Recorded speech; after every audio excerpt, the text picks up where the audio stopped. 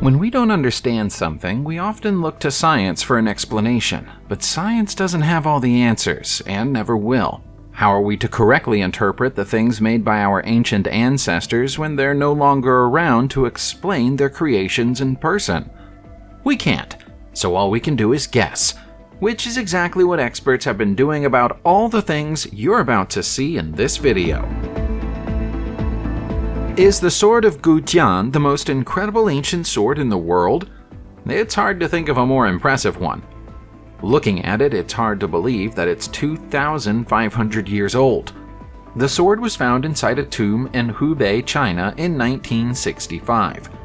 To the amazement of the archaeologists who found it, the blade was still clean and sharp when it was discovered. There were over 2,000 artifacts in the same tomb, but they're all considered insignificant when compared to the sword. Scientists have no idea how the sword managed to remain in such good condition for so long. The tomb it was found inside was waterlogged. It was inside a wooden box, which afforded it some protection, but the box wasn't airtight, so there still ought to have been some damage. The fact that it's such a well-made sword might have something to do with it, and the quality isn't surprising when you consider that the weapon may have a royal connection.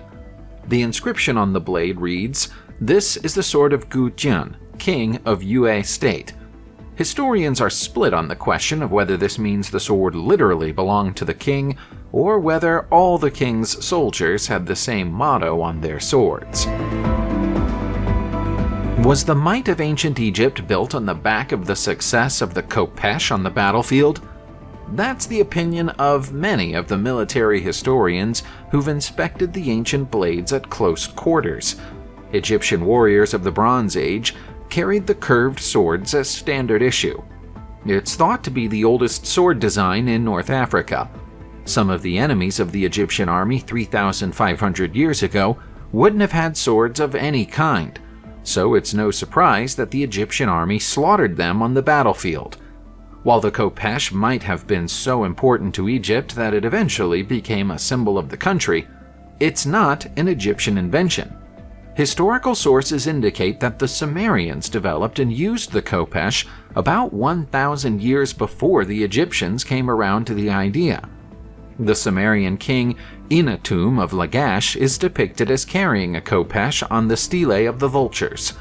Wherever the Egyptians got the idea and the design from, though, they used it more proficiently than anyone who came before them. Without it, they might never have been able to stave off the constant threat of invasion from the Sea Peoples. Our next strange artifact is an ancient Roman holy jar. And when we say that it's holy, we don't mean that it's religiously significant. We mean that it's literally full of holes. The jar was pieced back together from the 180 fragments it was found in. But even when that painstaking process was completed, it posed more questions than answers. It was discovered in the crater of a World War II bomb in London, England during the 1940s, and was immediately noted as being unique. No Roman artifact that resembles this has been found before or since. Dating it isn't easy, but the best guess of historians is that it was made in the 2nd or 3rd century. Its purpose remains a mystery, but one theory is that this is a glirarium. Back in the 2nd century, dormice were considered delicacies by the Romans. They would be held in containers within the home and fed walnuts and chestnuts until they were fattened up, and then they were cooked and eaten. This jar looks too small to have been used for that purpose, but maybe the Romans weren't overly concerned with animal rights. People have always needed a convenient way of telling the time, but the 24-hour clock is a comparatively recent invention. In the days before clocks and wristwatches, people used sundials. In some cases, they even had pocket sundials. We know that the ancient Romans had pocket sundials because a few have been found at the site of Pompeii, which was destroyed by the eruption of Mount Vesuvius in the year 79. Back then, they were thought to have been rarities. By the late Middle Ages, they'd become status symbols, but were still bulky items until the art of making them was refined in Germany during the 17th century. Thomas Tücker of Nuremberg is generally credited with making the world's most beautiful diptych sundials, perfecting the art in 1620 with the release of his so-called compass book. His style went on to influence craftspeople in England, France, Italy, and Spain. Tücker's personal sundials are made of ivory rather than wood, and were decorated with silver for purely aesthetic purposes. They included wind roses, holiday calendars, signs of the zodiac, and, in some cases, printed instructions on the surface explaining how to use the device. Many of his sundials are now on display inside the Museum of the History of Science in Oxford, England. Some people believe that our next mystery has already been solved. It's the riddle of the Inca Stones, so named because they're allegedly from tombs in Peru's Ica province. Each stone is made of andesite, smooth, polished, and covered in carvings of fish, plants, and animals. Peruvian physicist Javier Cabrera brought them to the world's attention in the 1960s, by which time he'd amassed a collection of more than 10,000 Inca stones. The thing that excited the world's media at the time is that some of the apparently ancient stones feature drawings of things that ancient people ought not to have any knowledge of. There are designs that have been interpreted as astronauts and dinosaurs. The ancient natives of Peru had no idea what a dinosaur looked like, and astronauts were way ahead of their time. Many archaeologists decried the Inca stones as forgeries, and those accusations got louder when a Peruvian farmer admitted forging at least some of the stones that were later sold to the credulous Cabrera. He can't possibly have forged all 10,000, though, and so there are still unanswered questions about where they came from and who made them. We know from Egyptian historical records that the Benben stone was supposed to have supernatural qualities. It was once found in the Temple of Ra at Heliopolis, and was the first place that the rays of the sun struck every morning. The original stone is now long lost, but it influenced the design of several sculptures and statues that still exist in Egypt today, including the capstones of the famous pyramids. The stone is thought to have symbolized the phoenix, an important creature in Egyptian mythology because of its ability to survive death and return to the living. Some historians believe that the Benben represents the seed of the phoenix, on account of the fact that Ben loosely translates as fertilization in the language used at the time the Temple of Ra was built thousands of years ago. One legend says that the Benben was the mound that rose from the waters of Nu when the great god Atum created the world. If you've ever heard references to the Stone of Destiny in folklore, they were references to this mystical stone. Our next discovery was considered so significant that the people who found it kept it secret for 2 years while they researched its history. It's a collection of gowns, stockings, and bodices recovered from a 17th century shipwreck close to the Dutch island of Texel. A leather book cover found within the same wreck bears the crest of the British Royal House of Stuart and offers a clue as to the garment's owner. She was Jean Kerr, the Countess of Roxburgh and a lady-in-waiting to Queen Henrietta Maria, consort to King Charles I. More than that, she was a spy in the court of James I, working on behalf of the King of Spain in a plot that some historians believe was supposed to end in the theft of the English crown jewels. She wasn't on the ship when it went down, but it looks like she lost all of her most valuable clothes when the vessel was lost during a storm in February 1642. Fortunately, the chest containing the clothes ended up buried in a layer of sand on the seabed, which has protected them from erosion for the past 370 years. The very concept of a Basor is difficult to explain. To see them now, you'd think of them as beautiful pieces of jewelry, fit to be worn by royals, and it's true that royals did once use them. There's nothing regal about their origins, though. They're made of indigestible material found in the guts of deceased animals and humans, and were worn inside jewelry as charms in the mistaken belief that they would act as a guard against being poisoned. They were also thought to have medicinal properties and would sometimes be ground up and put into drinks. More often than not, the wealthy person who bought a Basor didn't even know what they were buying.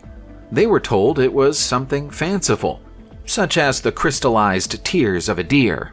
The practice is thought to have begun with Persian or Greek doctors in the 1st century, but became briefly fashionable in Europe during the 16th.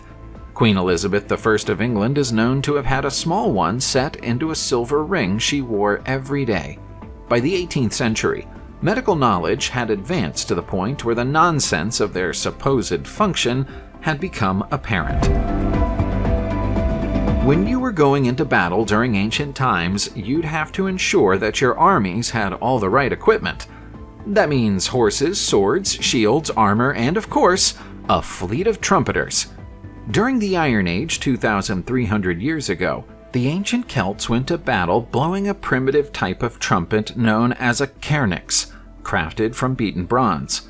Often, the end of the trumpet would be fashioned to resemble an animal's head, for example, a wolf, a bird, or a serpent. A recent examination of the cairnix suggests that its use may not have been reserved exclusively for the military, though. A cairnix found at Tintignac in France was found to contain a perfectly straight tube, which would have made it impossible to play the instrument vertically, as it's so often depicted in ancient art. Having to play the instrument horizontally would have made it a liability on a battlefield, so historians now speculate that some cairnix were reserved for ritual occasions. Perhaps the blowing of an ancient trumpet like this would mark the celebration of a wedding or a feast, or maybe even as a mark of respect during a funeral.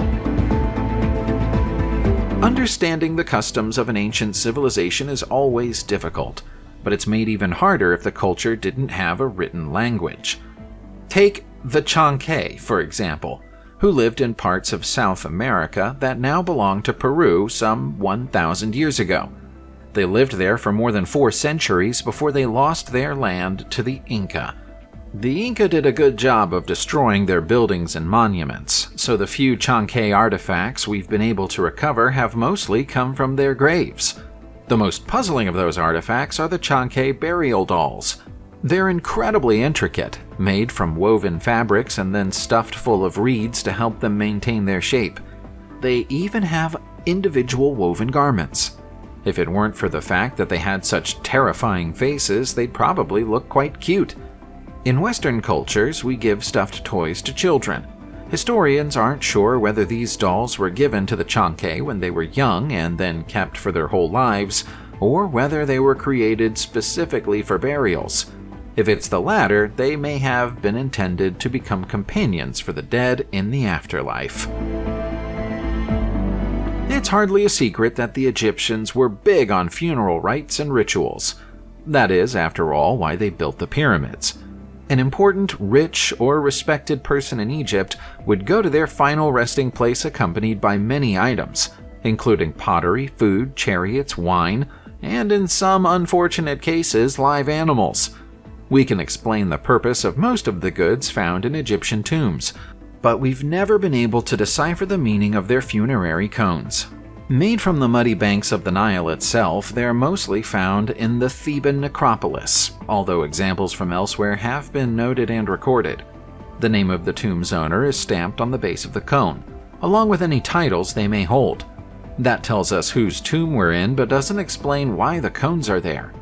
They're always placed above the entrance to a tomb, on an outer wall. That also probably has some great significance, which has been lost to time. There's now a fine collection of ancient Egyptian funerary cones in the Met Museum in New York, USA, but having multiple versions of the same item doesn't get us any closer to understanding it. Accidental discoveries often make for the best stories, and this is a great one. A sugarcane plantation worker in Colombia got the shock of his life in 1992 when the ground opened up in front of him, and his tractor plunged into a hole in the ground. He survived the fall with bumps and bruises and was still counting his blessings at the bottom of the hole when he realized he was surrounded by golden treasure. He knew he should alert the authorities, but instead he pocketed some of the smaller items and sold them privately. He also told a few of his friends about the discovery, and they told their other friends. Before long, hundreds of people descended on the site and started digging. This event is now known as the Malagana Gold Rush, and the hoard is known as the Malagana Treasure. Some, but certainly not all, of the treasures were eventually recovered. It's feared that some were melted down so they could be sold as gold without being recognized. It's now thought that the relics were made by and belonged to the Kalima culture, who lived in Colombia 2,000 years ago. We know almost nothing about them, other than that they were clearly very skilled at working with gold and silver. Subscribe to the channel, turn on the notification bell, and enjoy watching new videos on my channel. Thanks for watching, and see you soon!